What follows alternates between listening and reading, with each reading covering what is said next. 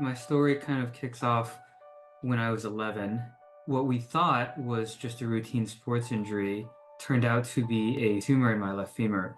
After that, within 2 weeks, a lot of things kicked off. One of the things that happened was that we were also introduced to the study that Dr. Orwig was doing about the tissue preservation. Chemotherapy or radiation treatments for cancer, they attack the rapidly dividing cancer cells, but they also have a lot of side effects that manifest as damage in other tissues in the body. And one of those tissues are the reproductive organs. So chemotherapy or radiation treatments can cause infertility. So several years ago, we established a protocol to begin cryopreserving immature testicular tissues for young boys, because even though those tissues aren't producing sperm yet, they do contain stem cells that have the potential to produce sperm.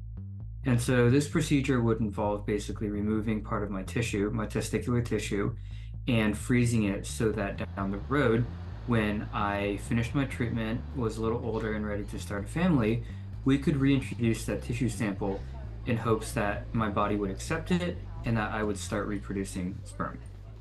And so we went ahead and did that.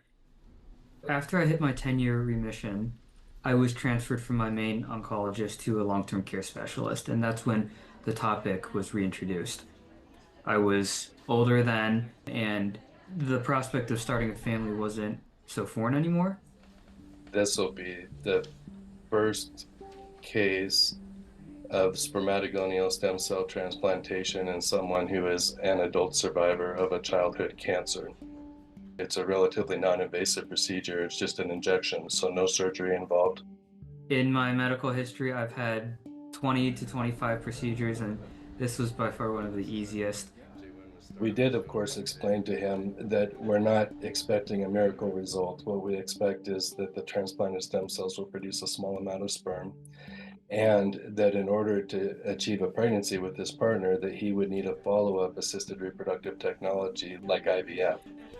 The science behind it is so incredibly new that right now it's kind of a waiting game, right? So every couple months I'll do a semen analysis test to see if my sperm count is coming back. But other than that, it's kind of eagerly crossing our fingers and hoping for the best.